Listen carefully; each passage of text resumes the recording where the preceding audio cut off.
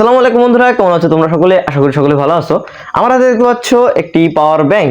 এই পাওয়ার ব্যাংকটি আমি কিন্তু নিজে হাতে অ্যাসেম্বলি করেছি।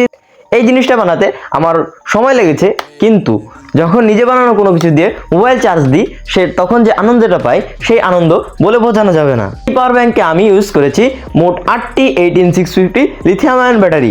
এর প্রতিটি ব্যাটারিতে প্রায় 2000 mAh করে, মানে মোটামুটি 1600 mAh এর ক্যাপাসিটি।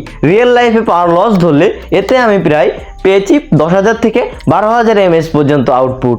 আমার যে ফোনটা দিয়ে আমি ভিডিও করতেছি, এই ফোনটা 18 ওয়াট ফাস্ট চার্জিং সাপোর্টেড।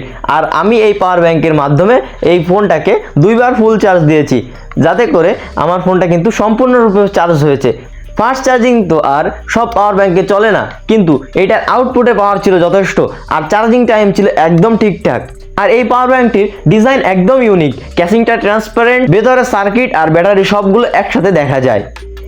এটার উপরে যে ডিসপ্লেটা আছে, এই ডিসপ্লেটার মাধ্যমে আমরা বুঝতে পারি ব্যাটারির কত পার্সেন্ট চার্জ আছে, কতটা পাওয়ার দিচ্ছে। ভেতরে ইউজ করা আছে বিএমএস সার্কিট, ব্যাটারিগুলো সুরক্ষা দেওয়ার জন্য, ওভারচার্জ, শর্ট সার্কিট ইত্যাদি থেকে, মানে নিরাপদ এবং দীর্ঘস্থায়ী। এই পাওয়ার ব্যাংক দিয়ে mobile, Bluetooth, headphone, speaker, fan, LED light অনেক কিছু চালানো সম্ভব। বন্ধুরা, এতক্ষণ তো কথা হলো এই পাওয়ার ব্যাংকে কি আছে এমন পারফরমেন্স। এখন চলেন দেখে নেওয়া যাক এইটা বানাতে আমরা কি কি ব্যবহার করেছি, ধাপে ধাপে কিভাবে বানিয়েছি, শুরু থেকে শেষ পর্যন্ত সবকিছু আমি খুলে খুলে দেখাবো। তো চলুন শুরু করি প্রসেসটা। তো বন্ধুরা, আমাদের এই পাওয়ার ব্যাংকটি বানাতে যে সকল অ্যাক্সেসরিজের দরকার সবগুলো কিন্তু আমাদের এখানে দেওয়া আছে। তোমরা এখানে দেখতে পাচ্ছ আমাদের পাওয়ার ব্যাংক বানাতে আমাদের যে পাওয়ার ব্যাংকের যে সার্কিট এবং আমাদের যে পাওয়ার ব্যাংকের বানাতে যে সকল প্লাস্টিকের সরঞ্জাম দরকার হয় সবগুলোই কিন্তু আমাদের এই পাওয়ার ব্যাংকের ভিতর দিয়ে দিচ্ছে প্যাকেজের ভিতর। এখানে দেখতে পাচ্ছ আমাদের পাওয়ার ব্যাংকের সার্কিটটা। পাওয়ার ব্যাংকের সার্কিটে কিন্তু খুব সুন্দরভাবে আমাদের ব্যাটারির পার্সেন্টেজ, অ্যাম্পিয়ার এবং ভোল্টেজ সবগুলো দেখা যাচ্ছে। আর আমাদের এখানে পাওয়ার ব্যাংকের সার্কিটের নিচের দিকে, পিছনের দিকে দেখো, এখানে ব্যাটারির পজিটিভ এবং ব্যাটারির নেগেটিভ লাইন দেওয়া আছে। আমাদের পাওয়ার ব্যাংকের যে নিচের পার্টটা, সেই নিচের পার্টটা কিন্তু খুবই স্লিম এবং সুন্দর ডিজাইন করে বানানো হয়েছে। তোমরা দেখলেই কিন্তু খুবই একটা ভাইব ফিল পাবে, দেখলেই তোমরা বুঝতে পারবে এটা কতটা হাই কোয়ালিটি। তো বন্ধুরা, আমরা এখানে দেখতে পাচ্ছি আমাদের সার্কিটে টাইপ এ এবং লাইটেনিং এবং টাইপ সি পোর্ট দেওয়া আছে, আর এই সাইডে একটি টাইপ বি এবং লাইটেনিং এ পোর্ট দেওয়া আছে। তোমরা এটার মাধ্যমে আউটপুট নিতে পারবে। এখানে আমাদের ডিসপ্লেটির আটকানোর জন্য বা পরিষ্কার দেখানোর জন্য আমাদের কিন্তু এখানে খুব সুন্দর একটা ক্যাপ দিয়ে দিয়েছে। এই ক্যাপটা কিন্তু তোমরা এখানে বসিয়ে দিবে, আর না হলে তোমাদের ডিসপ্লেটা কিন্তু খুব সুন্দরভাবে দেখা যাবে না। এবার আসা যাক ব্যাটারি সেকশনে। আমরা এখানে 8টি 18650 লিথিয়াম আয়ন ব্যাটারি ইউজ করছি। এগুলো কিন্তু পুরনো ল্যাপটপের ব্যাটারি। তোমরা পুরনো ল্যাপটপের ব্যাটারি ইউজ করবে, কারণ এগুলো সাধারণত অনেক ভালো মানের হয়ে থাকে। এবার আসি আমাদের ব্যাটারি কানেকশনের নিয়মে।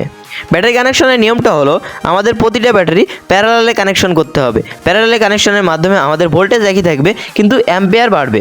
আমরা দেখতে পাচ্ছ এখানে ব্যাটারি দুইটা পজিটিভ, দুইটা নেগেটিভ একইভাবে সোল্ডারিং করেছি। এভাবে কিন্তু আমরা 4টে ব্যাটারি এভাবে পজিটিভ সবগুলো পজিটিভের মাথায় সোল্ডারিং করব, এবং এর যে নেগেটিভ সাইজ আছে সেই নেগেটিভ সাইজগুলোও কিন্তু আমরা সোল্ডারিং করে নেব। এভাবে আমরা 8টে ব্যাটারি আমরা পজিটিভ নেগেটিভ করে নিলাম। তো বন্ধুরা, এবার আমরা কিন্তু আমাদের প্রথম এবং দ্বিতীয় ব্যাটারি পজিটিভ দুইটা ব্যাটারি একসাথে সোল্ডারিং করে আমরা এখান থেকে একটা তার বের করে নিলাম। এতে করে আমাদের এখানে কিন্তু প্যারালাল কানেকশনটা হয়ে যাবে।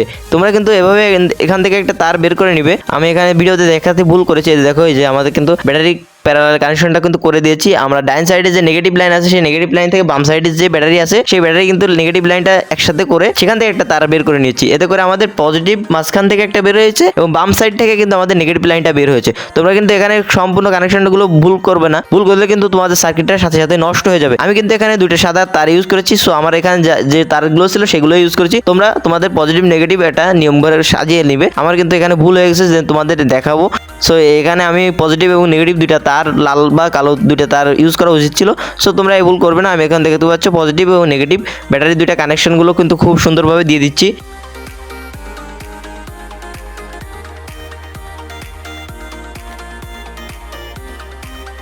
তো বন্ধুরা, আমাদের কিন্তু ব্যাটারি কানেকশনে দেওয়াটা কিন্তু হয়ে গেছে। এবার আমরা আমাদের ক্যাসিংয়ে আমাদের পাওয়ার ব্যাংকটি বসাবো। তো পাওয়ার ব্যাংকটি বসানোর আগে আমি একটু টেস্ট করে নিলাম। তো তার আগে দেখতে পাচ্ছ আমার হাতে ছোট্ট একটা বাটনের মতো, এই বাটনটা কিন্তু এখানে আগে বসাতে হবে, আর না হলে কিন্তু তোমরা পরে সেটআপের সময় পারবে না। আমাদের সুইচের দিকে যে কানেকশনটা আছে সেই সুইচের দিকে লাইন দিয়ে আমাদের এই পাওয়ার ব্যাংকের সুইচটা সেই দিক মুভ করে বসিয়ে দিবে। এরপর তোমরা এবার ক্যাসিংয়ের ভিতরে এই পাওয়ার ব্যাংকটা বসানোর আগে তোমাদের যেই ক্যাপটা দেখাইছিলাম সেই ক্যাপটা কিন্তু ওখানে পরে আটকে দিয়ে আমাদের এই যে পাওয়ার ব্যাংকের সার্কিটটা, সেখানে সার্কিটে কয়েকটা স্ক্রু থাকে 4টা, সেই 4টা স্ক্রু তোমরা এখানে লাগিয়ে দিবে।